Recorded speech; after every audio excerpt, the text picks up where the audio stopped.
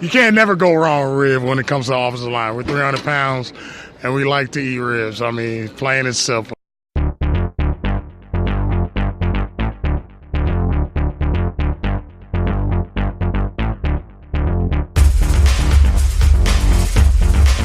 Welcome to the Rider Outsiders, where we talk CFL football and your Saskatchewan Roughriders. I'm Mitch Wiles with Dylan Robson and Bryce Wiles, and we have a huge show today. We have Thaddeus Coleman on the show. We have Rod Pedersen on the show. We have fan interviews. We have Bomber fan interviews. We have a draw for the Rider Outsider mug. Only 3 ever made. We have a draw for one of the mugs, and this is the first time the 3 of us are in the same room. I'm usually up in Yellowknife, and the boys are here in Regina. Dylan, Bryce, how are you all doing? I'm doing great. Labor Day Classic. What a classic it was. Yes, it was a great game. So exciting, and so exciting to be in the stands at Mosaic Stadium. Yeah, that was my first game in the new stadium.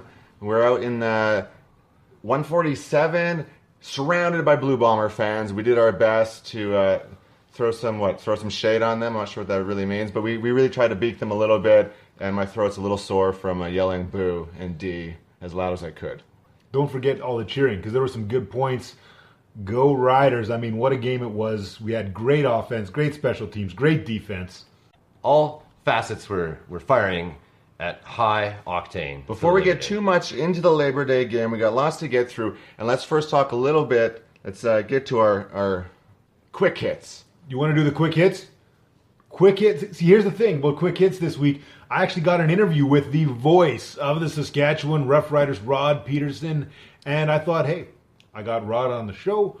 Why don't I do quick hits with Rod Pedersen? I love it. So we can just throw right to the interview. Here is quick hits with Rod Pedersen. So here I'm Dylan with special guest, the voice of the Saskatchewan Roughriders, Rod Pedersen. Rod, how you doing? Good, Dylan. How about you? I'm doing pretty good. I've had the chance to be on your show a couple times, sometimes for wrestling, sometimes for football, who knows, and so it's a pleasure to have you on the podcast. Yeah, well, you know what? I've been on this almost since day one for you guys, as you know, so it is a thrill. I enjoy the Outsiders podcast.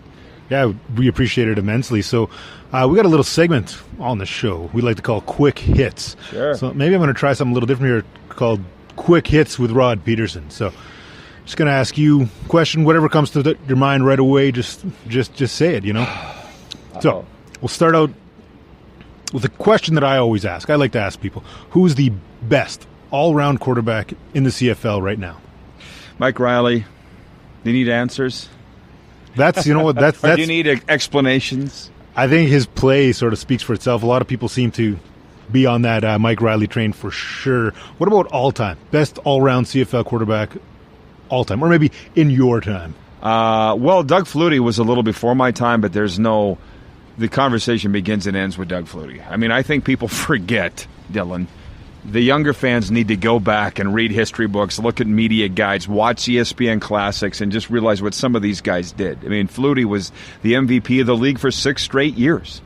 That may never happen again, and I hope that I know you're old enough to remember, no offense, but I remember doing sidelines on Rider Radio in the 90s, just watching Flutie with the Argos here, and just the Riders never had a chance against him, and he was doing it by himself.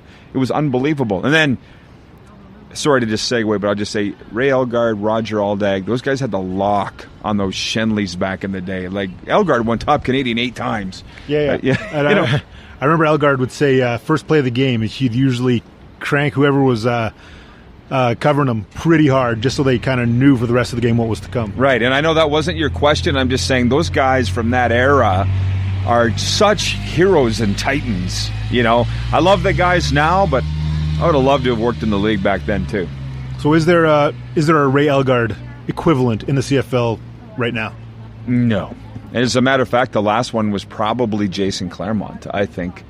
And feel free to disagree if you want, but just a guy that's going to club the linebacker that's covering him, because that's generally was the case with Jason and Ray, and big halfbacks too. But there's not a bruiser. I mean, Duke Williams maybe in Edmonton could be, but I'm not sure the game's as physical as it's a different game now than it was with those guys.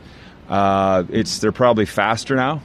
collisions are probably a little stronger, but in terms of brute beating each other up, that was that era. So, 89 Grey Cup or 2013 Grey Cup? If you could only pick one of those Grey Cups, which one? I'm afraid I got to say 2013. I hope that doesn't offend people, but believe me, I've had this discussion with the Rider Old Boys Club, the Shepherds, the Lynches, the Wagmans, those guys, the Lips, and we put our heads, even Al Ford, who was the GM of that 89 team. 2013 was the biggest game in the history of the franchise because it was at home, championship. The pressure was, you look back and think it was an easy win, and it wasn't because the pressure was so immense. 89, they weren't expected to be there. That's fun. I mean, the different stories as to how they got there and how they walked off as champions. But 2013, and it was a butt kicking too. I think it was 36-1 at halftime. We needed a game like that wasn't going to be a nail biter. So for me, 2013. That's a respectable answer. Who is the workhorse of the Saskatchewan Roughriders? Who's the one guy where it's like right now, he's a keystone for this team? Rob Bagg.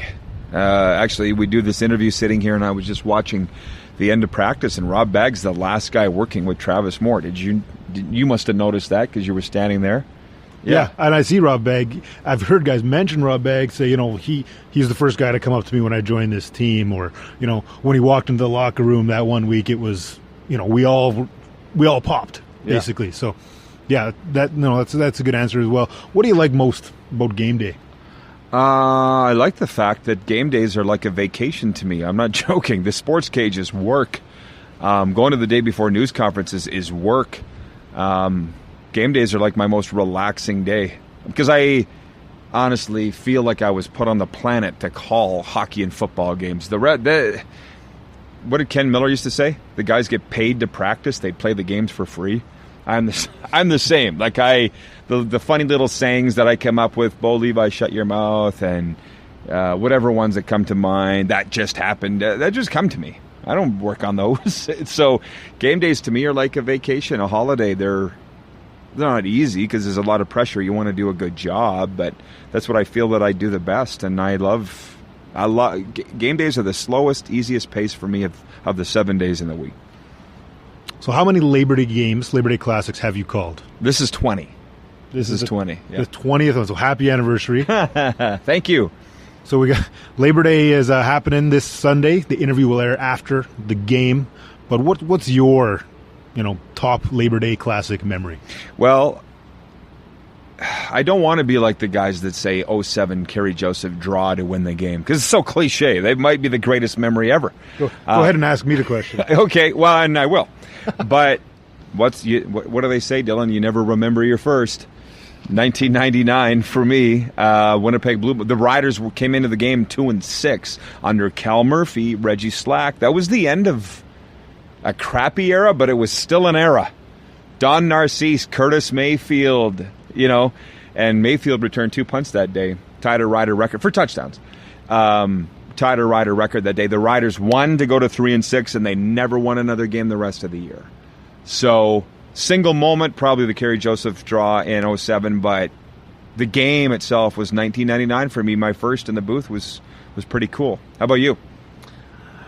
Well, I hate to be the guy that says Kerry Joseph in 07, but my wife and I, we ended up really just falling into 35-yard line seats on the west side, right where that ball was snapped, right when the play began, and we saw him run, and it was just absolute pandemonium. Everyone just screaming, and I think it was Scott Schultz post-game said, I think everybody in Saskatchewan peed a little when he got that touchdown, and that's the most accurate description, I think, as far as that play goes. What do you look for this game? Bombers are a good team, but struggling a little bit. What are the Riders? We have what it takes to beat them? Well, of course, but you said this is airing after the game, right? Yeah. Everybody all week in my circle, Mike Abu-Meshrik, John Lynch, all expecting this Rider rout. Quite interesting to be posting this after the game. I'm afraid at this point to even think about it. I would think maybe Saturday night, Sunday morning, I'll start thinking about how this thing might play out. I have actually, as we sit here and tape this interview today at the stadium, I've not allowed myself to look that far ahead. Of course, I think the Riders will win. I always pick them to win. And I don't care if it's 1 point or 35 points they win by. I just think they'll win. Okay, well, thank you so much for taking the time. We're the last guys on the practice field, except for those guys painting the sidelines on there. So thanks again for the interview, Rod. You bet, Dylan. Thank you.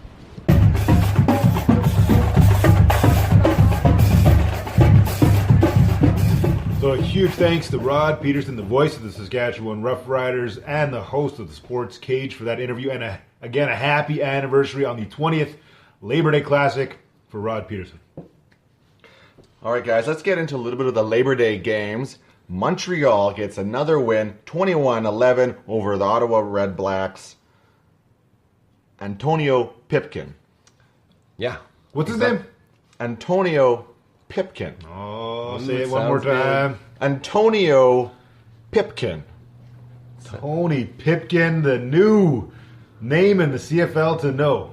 Now, he didn't have a perfect game by any means. He went 18 for 27, so that's 66%. Pretty damn good. 242 yards, but no touchdown passes. 2 interceptions. I think those were late in the game interceptions, too. So a little bit ugly, but they won, and they're climbing up the rankings in the East. The same amount of wins as Toronto, but Toronto has a game in hand. Yeah, the out east there, it's almost anyone can get into that last playoff spot. It's going to be a fight to make the playoffs out there. Even Winnipeg. Winnipeg might even get that spot. What else we got here? What else happened on the Labor Day weekend? Well, we have Calgary doing the Riders a favor, beating the Eskimos with a last-second field goal, and that keeps Eskimos at 6 wins, and that actually puts the Riders in second place.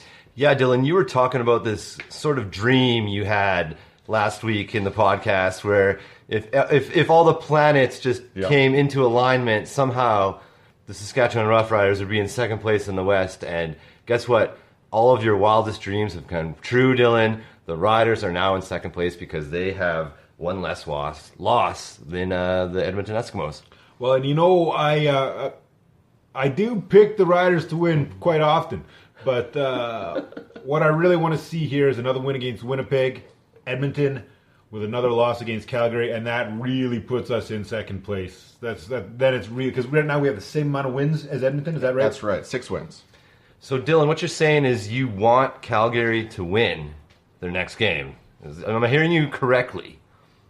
Yeah, basically, because no one's catching Calgary anyways, right? I mean, They're 9-1. Yeah, that's going to be difficult. Yeah. So, I mean, Calgary's not going to go on a losing streak. So, realistically, if they beat Edmonton, that just helps us out more. The home playoff is still a possibility for the Riders. Now, also, Toronto at Hamilton. Hamilton had a big fourth quarter, winning 42-28. And that keeps Toronto down to, I believe, just 3 wins. So they pretty much have the same amount of wins as Montreal. So it's a very interesting East Division. Well, Toronto just got a little more interesting because who's there now? Duron Carter. Who? And Who is that? Duron Carter. No. Never heard of him. Never heard of him. So Duron Carter will play his first game in week 15 That's right. against the Riders in Toronto. Yeah, they're holding him out for 2 weeks. I assume that is to get up to speed with the offense. But yeah, he won't play in the rematch against Hamilton, but he'll play against the Riders. That'll be a fun game. It's going to be great, and I'm sure Duron Carter would be feeling the pressure at that point. He seems like the kind of guy who wants to stick it to his old boss without having known the guy at all. But he seems like the kind of guy who would really want to show Jones what he lost. So I think Duron's going to have a high-pressure game when it comes to that. And someone's already wearing his number. That's true. Who's wearing his number, boys? Number 89 for the Toronto Argonauts, I imagine. Will be Duron Carter. Well, you know what I saw in that Hamilton game, though? What I saw was right before the half, Hamilton started to fall apart. Remember I was telling you that Hamilton's a great team, but they're just beating themselves all year. They had like 4 penalties in a row. I think it might have been 3 pass interferences by like 1 player and then an offside. And then I think what happened is they got them in to the halftime. They calmed them down. And then they came out and then they really took it to Toronto and got that win. But I was kind of worried there because you can see Hamilton just kind of fall off the rails every now and then. And it's sad to see that because there seems to be they have a good team going over there in the East. Yeah, I remember you saying that a couple weeks ago or last week about how Hamilton's really hit and miss. Sometimes they're hot, sometimes they're cold. Sometimes that happens. Brian Jones. Who's Brian Jones? Brian Jones is now at number 89 for the Roughriders. 6'4", 233 from Acadia. So I guess he's Canadian. Brian Jones. Quickly scooped up Duron Carter's number after that. I thought you meant someone on Toronto had No. Duron's number. You meant someone on the Riders have Duron's number. No, I'm pretty sure Duron... Well, maybe. I don't know the deets on... Yeah, Duron will be wearing 89 in double blue. Did Duron play for the Riders this year at all? Did Wide Duron... receiver? No. Duron, A little bit. Yeah, he's got a touchdown. Okay. Move on. All right. Okay, So let's go. we got the Labor Day coverage. We got all our thoughts about that amazing game. But before we get into it, Dylan, you got an interview with Thaddeus Coleman. Talk about it. Thaddeus Coleman, I mean, the first thing, it was really cool because when practice was ending, the linemen, they were all out there and they all come walking towards the sidelines just as they're lined up in their position. So you see the center in the center and you see the guards and the tackles on the outsides. And, I mean, there's no doubt. If you had no idea who they were, you'd look at them and say, that's the offensive line. So it was cool to see them all come out like that. And Thaddeus Coleman, the biggest dude. How big? 6'8", 320 pounds, depending on what he had for lunch. And but really cool guy, great interview, and you know, we had a lot of fun. So definitely check out the interview. You might be surprised at some of the questions I ask. We talk about food, we talk about football, we talk about the WWE. Oh, some wrestling. Just getting into it. Ladies and gentlemen, Thaddeus Coleman. Hey, I'm Dylan on the sidelines of the Riders Field with the one and only Thaddeus Coleman, number 68 with the Saskatchewan Roughriders on the offensive line. 6'8", CFL listed you at 320 pounds. Does that make you the officially the tallest, the biggest Saskatchewan Roughrider right now? Oh, definitely. I am the biggest and the tallest, and I'm happy to be that. So this is your 6th year in the CFL and your 3rd year with the Saskatchewan Roughriders. So how is it? How are you feeling on the team? Does this feel like home for you? Oh, definitely, man. I love it here, man. When Coach Jones came out here and he brought me along, man, I was ready to play, man. I was ready to get here because I played here before, and the fans. The fans are crazy, man. They're loud, and I hated playing here, so I always wanted to be a part of this team. So when I got here, I was ready to go, man. That's awesome. So you also spent a little bit of time in the Arena Football League. So I'm just wondering, how is your position in the CFL different from what you were doing in the AFL? How does that differ with the smaller field? Well, the smaller field, it's a lot quicker. The game's a lot faster. And, you know, in my position, you can actually go out for a pass here and there, so which made it a little bit more fun as well. You know, I only caught one pass, but, hey, it was well worth it. So, I mean, it's pretty much the same, though. You're still blocking a defensive lineman. So, I mean, it's all fun, man. You're still banging heads with guys. So, I saw you guys all, the O-line, they're finishing up practice, and you guys all come walking this way together as a unit. What are some things this O-line does to remain cohesive outside of practice, outside of the games? Oh, man, we guys always hang out with each other, man. We always going out to eat.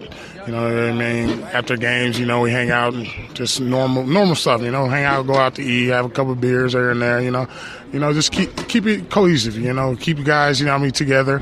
And, you know, we're always together at work, so, I mean, it just keeps it fun. Our room, our offensive line room is always fun. We're always cracking jokes and having fun. No matter if we play a bad game or not, we're always staying together, you know. That's how it's got to be as an offensive line. Do you guys have collectively a favorite dish that you guys would all agree on? Like, yeah, let's do that one. So this week, we're going to be doing ribs. You know, you can't never go wrong with ribs when it comes to the offensive line. We're 300 pounds, and we like to eat ribs. I mean, plain and simple. Ribs, chicken, of course, but ribs would be number one. So a few weeks ago, we had former Riders offensive lineman Chris Best on the show, and he was talking about how, you know, when you're down in the trenches, sometimes a little trash talking gets going on, and a lot of times gets a little physical, more physical than a lot of the fans realize. And he said if that happens early on in the game, there's a lot of plays left for them to sort of fight back. So what's your experience with that? It's surprisingly, a lot of guys don't talk a lot of trash to me, but they do talk trash to a couple of rest of the offensive line. And, I haven't experienced like guys talking trash, playing dirty with me, but they know I do play pretty physical against them, but I don't really get the trash talking, but it does get dirty in there. I've seen it. And it's not pretty. The fans probably don't see it from way up in the stands, but it gets dirty in there. Yeah, I can imagine it does. A lot of times I'll try to watch the offensive line, or sort of the crash at the beginning of the play. Is there any plays in the past in your mind that stick out? You're like, yeah, I remember that one play. Not here. I think when I was with the Eskimos, I was going against John Chick. Of course, he was here. And we always had a battle. I think that's probably the most physical guy I went against. And it was like you either come to play or he's gonna whoop you pretty much. So we had a couple battles. I guess in the playoffs back in 2014, I believe. We got a little dirty, and I tried to drive him to the sideline, and he damn near flipped me over, a suplex, and we were rolling on the ground. The refs had to come breaking up and everything. So, I mean, those are good times. That's what you want. You want to play physical all the time, and you want to know the guys that you're going against, hey, this guy's going to bring, and that's the way it is sometimes. So, going a little different direction here. Your size, your weight, those are like WWE numbers. You know what I'm saying? Yeah. Actually, have you ever watched WWE? Yeah, I actually wanted to be a wrestler, man. I was telling my brother sometimes, man, I should just try to get into wrestling and stuff. But I never did it in high school, so I didn't really know too much about wrestling. So, but I always liked it, man. I always liked it. I knew it was fake, but some of the stuff is like you still need some physical. You still got to be big and strong, basically. So, I always thought about it. Never actually did and went through with it, but it's pretty cool what they do, man. It's pretty cool. So if you had to, let's say you're going for the WWE Tag Team titles, you get to pick any wrestler, past or present, to be your tag partner. Who are you picking? You got anybody in mind? Man, I'm old school, man. I'm either picking I like Sting, old school Sting, and I like Booker T, man. I'm a Booker T. I've always been a Booker T fan, man. He's a good entertainer, man. He got that damn drop kick, man. So, it's all I'm pretty much Sting or Booker T, man. No, those are solid answers for sure. Yeah. What about on the Riders? Who's your tag partner if you're going for the belts? Someone from the Riders. Somebody on the Riders. I gotta go with Blue. Gotta go with Labatt, man. Because once he puts his mind in something, the dude's an animal, man. So I go to bat with him, man, all day. Nice. Is there, well, I guess you kind of mentioned about John Chick, but is there one D lineman playing right now where you're like, watch out for that guy, or the best in the league, or something like that? Who you got there? Always when I play against Odell, I got to bring my A game because the he's so versatile. He's not going to give you one thing all the time. The guy has plenty of moves he can use. So probably Odell out in BC, man. He's pretty versatile with it, man. And so, of course, we got the Labor Day Classic. Blue Bombers are coming to town. This interview will air after the game itself, but what do the Blue Bombers do really well that you're going to have to watch out for? They're a good team. There's not a lot of guys that stand out individually. So they're great. They're great on defense. When their offense is going, it's on fire. So their special teams is like number 1 or 2 in the league. So they have a good team, man. They play together. So that's one thing we have to do this week as well. And we're at home, so we're gonna have the fans, the crowd noise and stuff. So we got to use that, because it's not gonna be an easy game at all. Do you look forward to the Labor Day Classic more than any other regular season game, or do you take the approach where this is just another game? It's the next game, man. Every game counts, man. Like, it doesn't matter who's playing. Like, every game counts, especially in the West. We need those 2 points. It's against a West team as well, and it's the next game. Plain and simple. Yeah, and I think a lot of fans sort of don't share that same perspective because of just the emotion that goes into it. You guys bring sort of more to that professional level, your attitude towards the game. So I just want to say we're all looking forward to the game, and I wish you have a great game out there. So, really appreciate it, man. Thanks for having me, man. Appreciate it. Again, a huge thanks to Thaddeus Coleman, number 68 with the Rough Riders. He likes his ribs. Thaddeus Coleman wasn't the only interview I got. Of course, before the game, got a chance to talk to some Bomber fans, a guy named Ray, a guy named Al. And in the middle of that interview, well, maybe towards the end, got a surprise guest. Joined me in that interview. I'm not even going to spoil it. You got to listen to it. Got to see who showed up right before the game. Well, sorry, what's your name? Ray. Ray, do you want to be on the podcast? Sure, yeah, let's go. Sounds good. So you're from Winnipeg. I am. You made the drive this weekend? I did. It's a good one. What makes you want to drive 6 hours of perhaps the most boring highway in Canada to come to Regina to watch the Bombers play? Well, it's my 15th year in a row, and I've seen the Bombers win one time, but, it's just the thrill of the game. That's right. You've seen them win one time. That was in 2016 when the Bombers won. Do you remember when the Riders won like 52-0 or 54-0? Oh, yeah. We fired La Police, hired Tim Burke, lost 52-0, left at halftime. Do you agree when the Bombers fired La Police? They had just been to the Grey Cup the year before. Did you agree with that firing? Hey, you just go with it. You trust in the management, and that's all you can do. That's good. That's good. So here, Labor Day, the debauchery is alive. It's my favorite Bomber. Western Dressler is also my favorite Bomber. Nice. Yes. We just had a moment between a Rider fan in a Dressler jersey and a Bomber fan, so that's what it's all about here. The debauchery this weekend is likely bigger than any debauchery, without a doubt. Yeah, bigger it's crazy. It's crazy.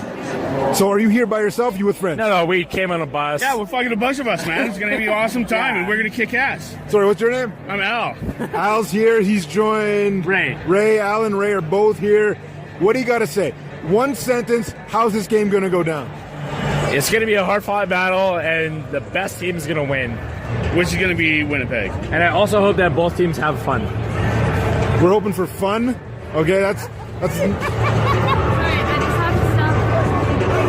Oh my God! We got a surprise guest appearance by Mitch Wiles, the other member of the Rider Outsiders podcast. Mitch, we got two Bombers fans here. How you doing? I'm doing excellent. First time in the big stadium. Pretty psyched. First time? First time. Where are you from? I'm living outside. I'm living in Yellowknife right now. Oh, shit. Yeah. I'm excited. It's going to be a good night. I have a feeling you're going to have fun tonight. It's going to be a great Rider win tonight. I can't wait for it to happen. I'm really excited.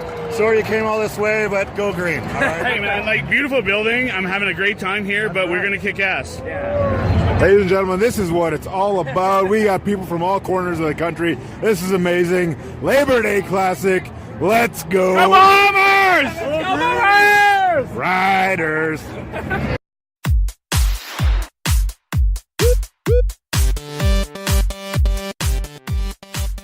Okay, well, that was a fun little interview with a few Bomber fans and who else? Mitch.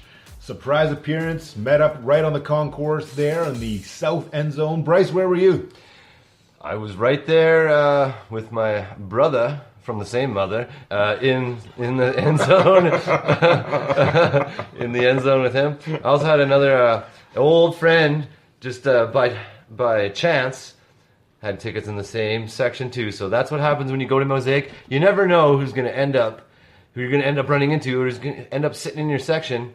And that's the fun thing about going to a football game. Yeah, it wasn't planned or anything. It was pretty fun. Thanks for letting me drop in on your interview. Anytime. Let's talk about the game and what a game it was.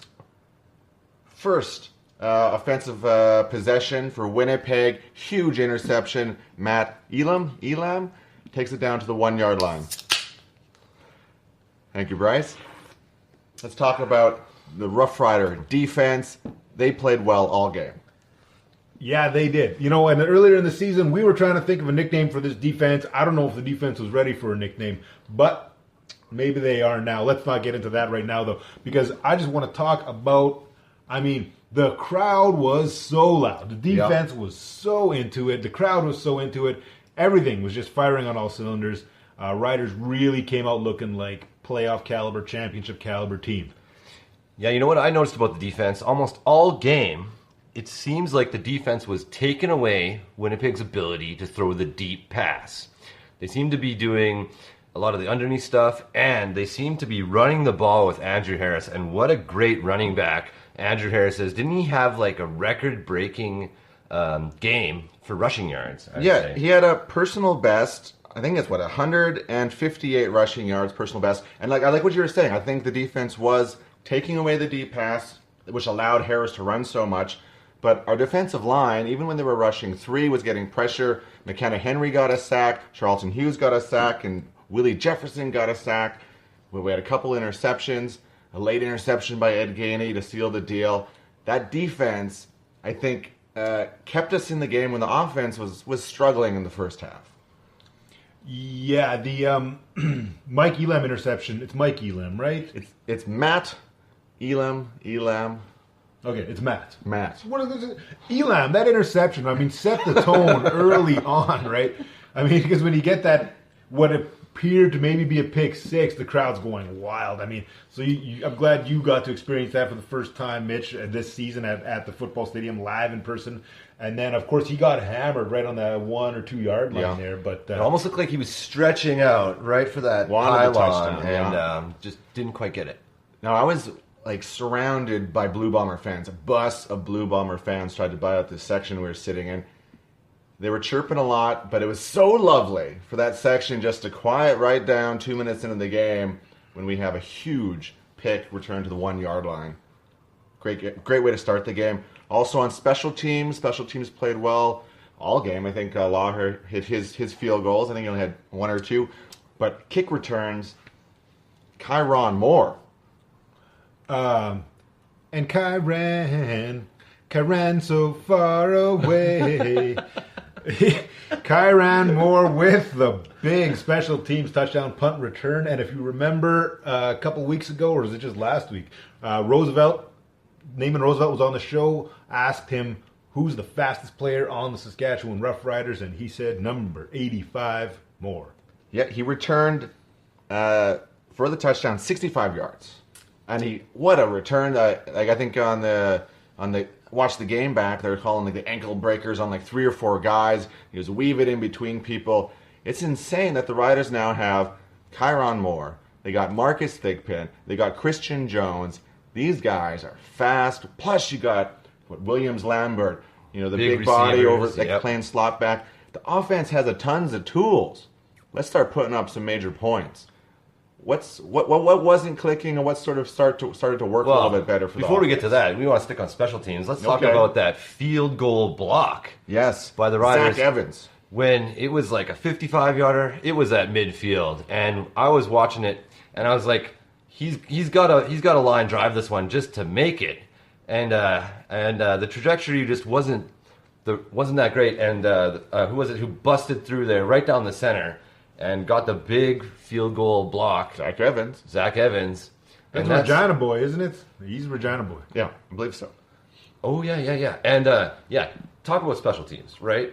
Like, the special teams were doing it when the Riders needed a little bit of time to warm up the offense, and they did warm up the offense in the second half. Yeah, and even some little bit of tricks or whatnot. One of your favorite plays of the game. Yes. So whether it looks like they're going off to get the punt team out, and boom, they come back in. A little sort of bootleg or whatnot. Yeah, I had to say that they must have had an Oscar-winning performance. All the 12 men on the field, all played it up like they were defeated, walk into the sidelines like the punt team's going to come on, and then they turn around and go for it on the third and short, and then they get it. And that's kind of set the tone, too. And it set the tone that the Riders were there to play, and they were there to win the Labor Day Classic at home. And it might have been the point where the offense started getting a little more momentum, too. The receivers, there was definitely some good catches. It wasn't that breakout performance, that we saw in BC, that style of game where we're loaded with highlight reel catches or anything. But when the other parts of the team are firing on those cylinders, that's what's important. So Zach Collaros, respectable outing, 18 for 30, 60%, 250 yards, 1 touchdown, 1 interception. The most receptions on the team this week, Naaman Roosevelt, 7 for 86 yards. He's really turning into a clutch sort of possession receiver. When we need to get the catch, Roosevelt's the guy. Not so much deep down the field. It seems like they went to Shaq a couple times and a couple other guys downfield. Yeah, and I remember a few weeks ago, I believe it was Brandon Bridges' last game that he played with the Riders, and Coach Chris Jones got accused of giving him half the playbook or whatever it was. But Jones in the post-game said, we're going to be running screens. We're going to be doing this a lot, so get used to it. And but that was Bridges' last game, and then we saw Collaros come in, and I believe that style that Chris Jones was working with might have been the style he planned on bringing Zach Collaros back with. Yeah. And it might have been a system designed for Zach Collaros. Yeah, and a system stolen, borrowed, or whatnot from Calgary, and Jones admitted that in the interview. Calgary's super successful with this type of stuff. We're going to try to do it. You know we're going to try to do it, and wow, they accomplish it. Those little screens and hitches, they got positive yards.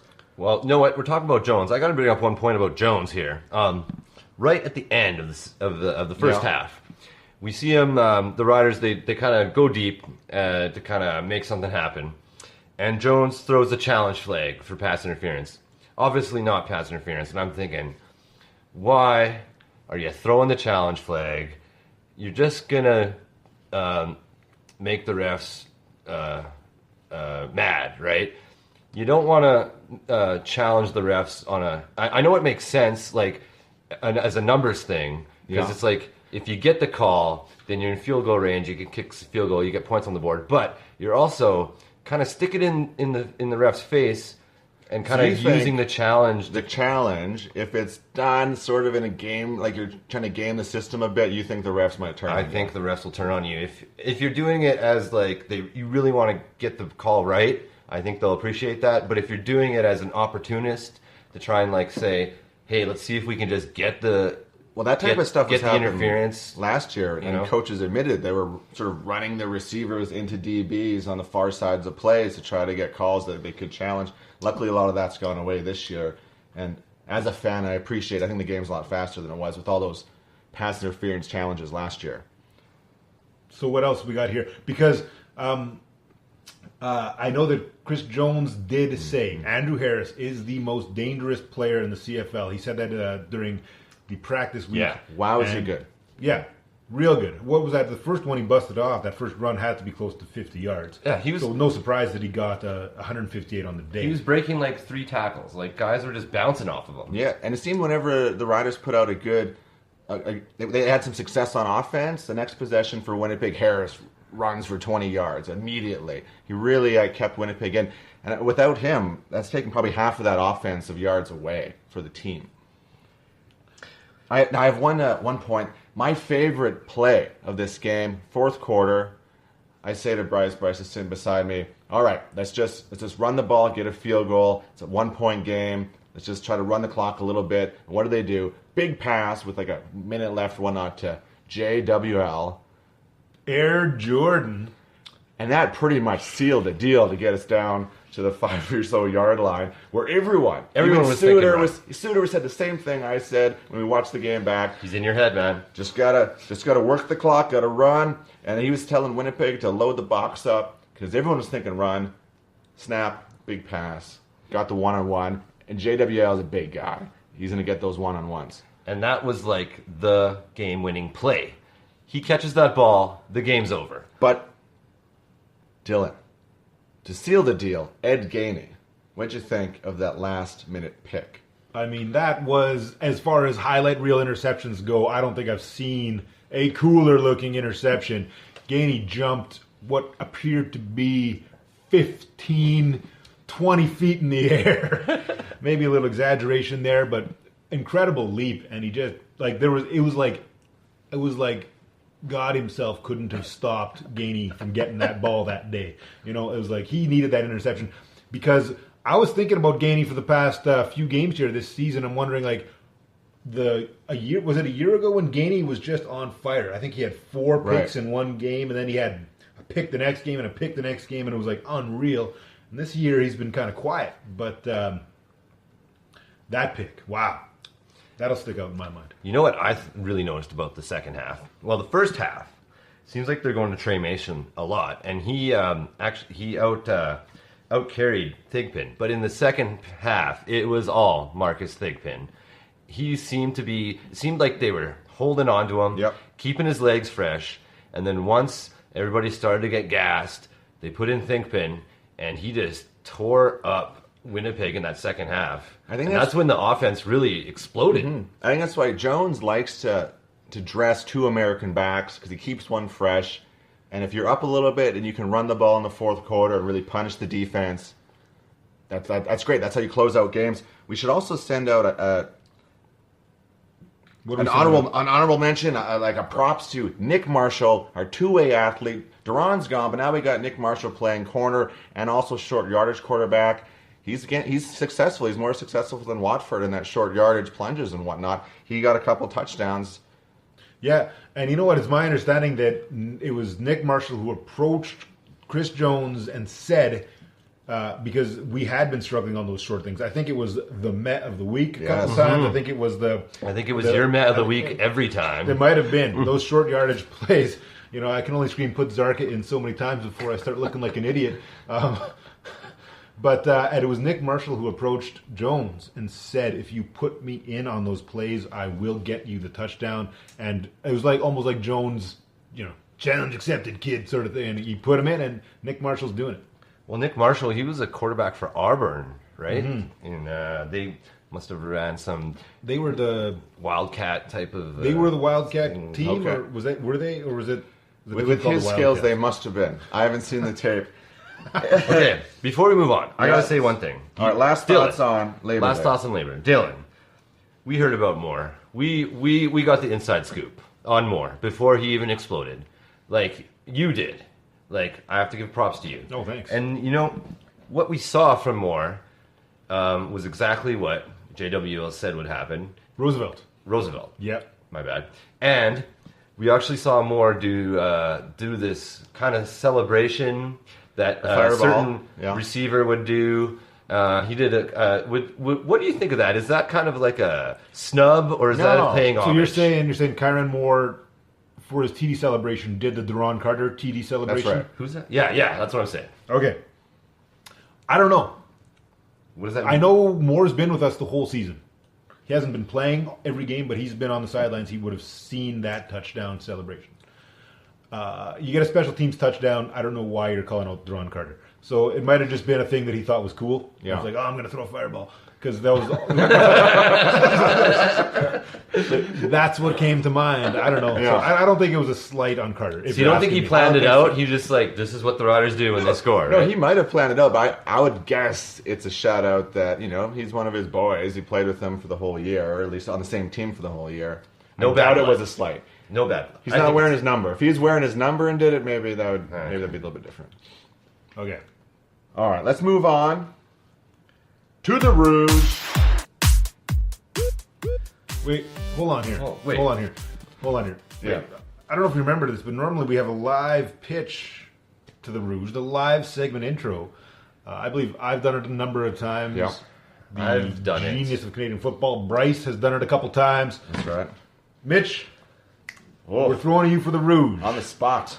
In 5, 4, 3, 2. Ladies and gentlemen, it is time for the Rouge. 1 point.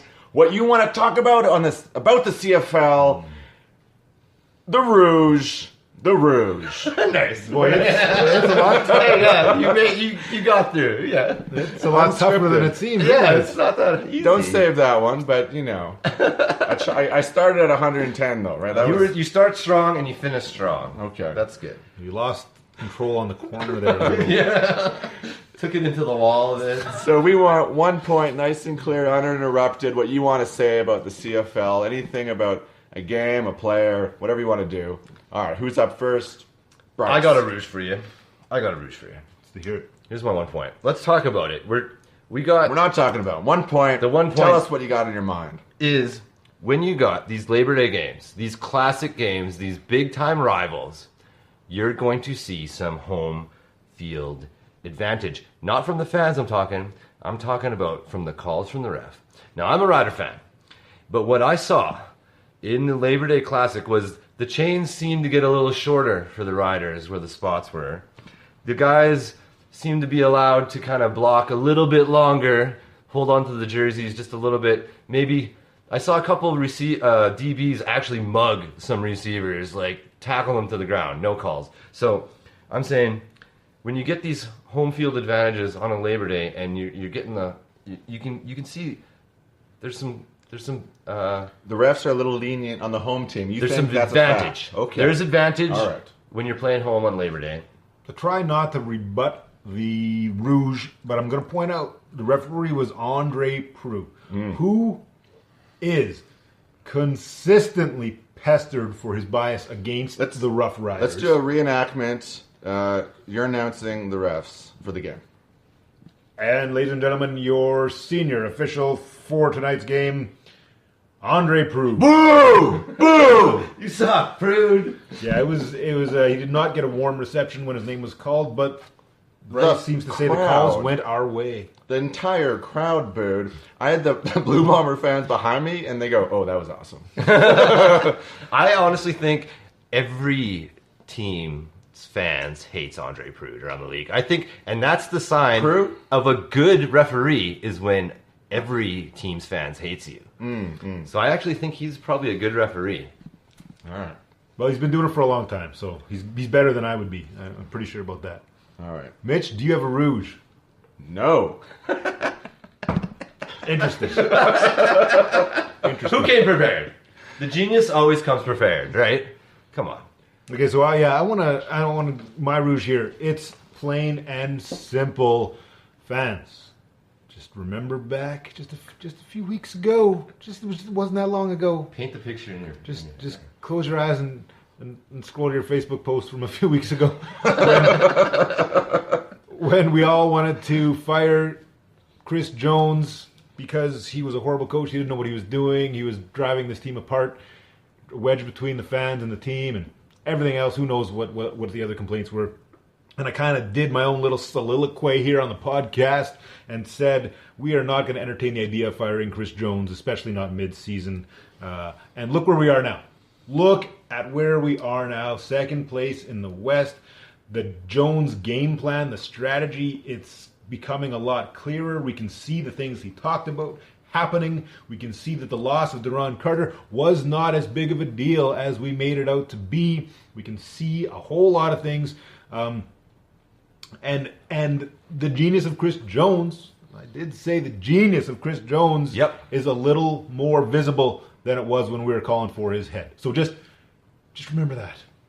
Just remember that. That's my Rouge. Good Rouge. Good Rouge. Good Rouge. I'll second that. He has a plan. He has a plan, and 3 wins in a row? They're hot. The Riders are hot. Going back to Winnipeg, get 4 in a Winnipeg's row. cold. We get second place all wrapped up. Home playoff. Chris Jones is everyone's favorite coach. All right. Are we ready to move on? Yeah. That slow clapping. We're moving. That means it's time for the meh of the week. Who would like to go first? I'll give you a meh of the week. So, besides that, like every good Rider fan, when you go to the game, what do you do when you get home? You tape the game and you turn it on and you watch the same game again, but you fast forward through all the stuff that you don't want to see. Right. So, of course, I'm doing this Labor Day. I want to double tap the Labor Day game. I want to be there in person, and then I want to go home and I'm going to watch it again. And so I'm watching the game. This is the man of the week.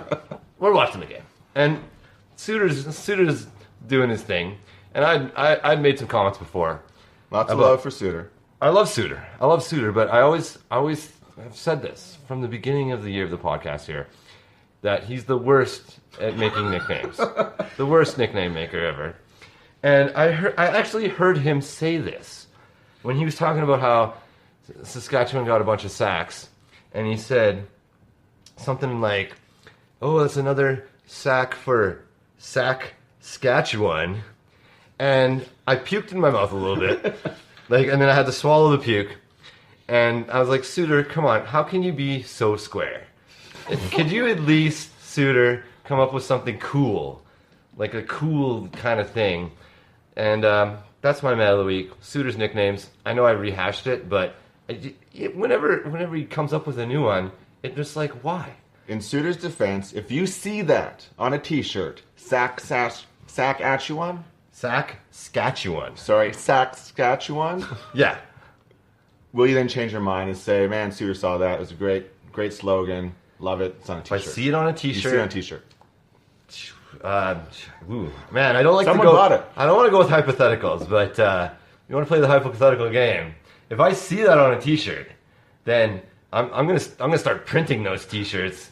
I'm gonna start selling that stuff because then it's hot, right? All right. But the chances of someone actually like going into their closet, pulling out the Saskatchewan T-shirt and being like, "Yep, that's the one I'm gonna wear today to the office or something." The odds are pretty not good.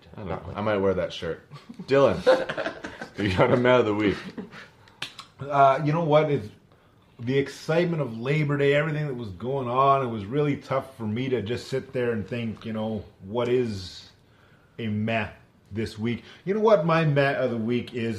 This is no Rob Bagg. I really wanted to see Rob Bagg play this Labor Day Classic. I don't know if we are going to see him this season or if he's sort of just a backup role in case guys are going to be getting injured or if he's taking a little bit of a mentoring kind of role. I know he always does that, so I imagine that he is doing a little bit of that. But I would like to see Rob Bagg. Yeah, and it looks like he's getting paid his full salary. He's on the roster, on the depth chart. He must have just been scratched before the game, but hopefully he gets in. But, man, with Joshua Stanford being Canadian, Devon Bailey, they're both playing pretty well, so he might need an injury to get on. Man of the week. So we get to the stadium, everything's great. We're a little bit early, we're in line, we're walking up through security. I'm with my brother, with my wife and whatnot. We got stopped and kicked out of the line because we had a salad in our bag. Oh. And a salad is a meal. You cannot bring a salad into Mosaic Stadium. Apparently, yeah, you can't bring a meal into Mosaic Stadium, and the security guy considered a salad a meal. And I'm thinking to myself, Dylan, when has a salad ever been a meal to guys like me or you? When? Guys like me, you'd be surprised. I've been known to have a salad for lunch from time to time, but so are we debating if salad is a meal, or are we debating if you should be allowed to bring salad into the stadium? I think he's just not used to seeing salad in a bag, and it threw him off, and he said, "Nope, they can't have this." And then we got kicked out of the line. Was it a sealed salad, like salad in a bag? It was like a pre-made salad. No, it's a salad from home that was made, put in a little container. That my wife then angrily ate beside the security guard. Yeah, rage. I'm trying to enjoy the game. This is a bad way to start that process. She's rage eating a salad in the line, trying to enjoy these grape tomatoes. So she ate it down to snack size, and then we were allowed through. Seriously? Yeah. He said, "Oh, that you've reached the salad. You've crossed the salad limit. That much salad is allowed in." We asked for a definition of meal size, and you cannot provide one. But, anyways, we went to I said, "Let's try this other security guy. He looks cool." Stop. So they let some salad in. That's right. Just not all the salad. Yeah. Once she ate it, part of it, a third of it. That's man of the week for me. Okay, that's the winner right there. Moving on. All right, a couple weeks ago, we put a post out about if you want a Rider Outsiders official mug, we got a mug. Limited edition. Limited edition. You just had to share and like the post. The scarcity is amazing. You'd be surprised at how scarce these mugs are. One of three. One of three. So, we have all the names in a hat from... I'm jiggling the names in a Rider hat, a Rider baseball cap. All right, Dylan, would you like to draw the name? I think you drove all this way from Yellowknife. Okay, I'm going to hold him up high. I'm going to hold him up high so there's no foul play here. All right. Okay, he's reaching into the hat. I warn you, my father's name is in the hat. He did share it, so it's all fair. All fair. Here we go. The winner of the Rider Outsiders coffee mug, Chantal Dubuc. Chantal Dubuc, congratulations. Rider Outsider coffee mug is coming your way. And I know Chantal Dubuc. She lives in Yellowknife. So when I go back home, kidding. I will bring this to our Rider fans in Yellowknife. Wow, that's fantastic because, I've had coffee out of that mug. Not the mug she'll be getting. Out of my own. It. You put it through the dishwasher. There's only 3 of these mugs made. I have one for myself, which I drink coffee out of almost every morning. Beautiful. This great action on that mug. Smooth sipping. It's got the inner lining is black, the outer lining is white. I mean, it's got the logo, it's got the podcast. Beautiful mug. Congrats to Chantal Dubuc. Congratulations on the win. All right, next up, we have predictions for next week CFL action starting Ottawa at BC. Who do you have? Ottawa at BC. I'm going to go back to BC. Ottawa, they're traveling a long way. Will that matter? I don't know, but this is what I do know. Wally Buono does not like mistakes. And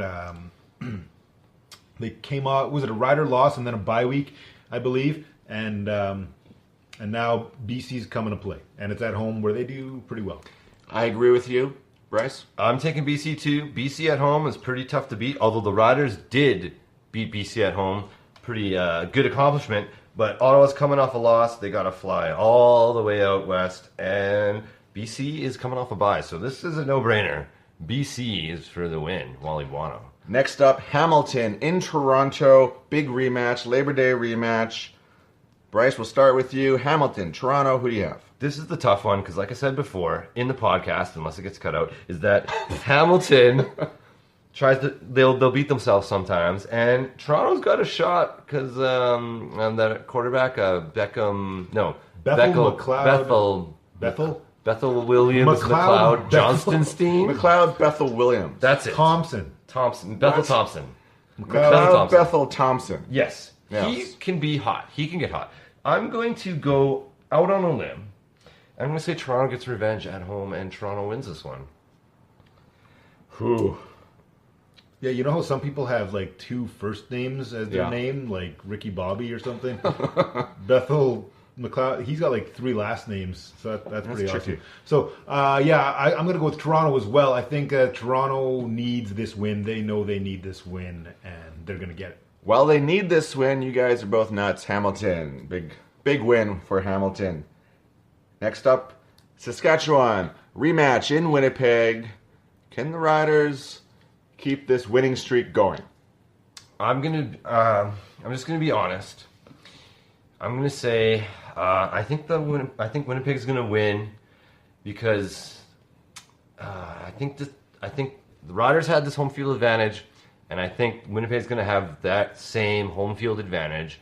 And what I saw out of Andrew Harris and what I saw out of Winnipeg was it was the special teams that really won it for the Riders.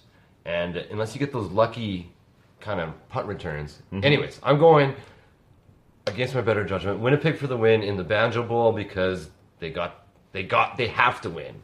And they're going to come with the passion to win.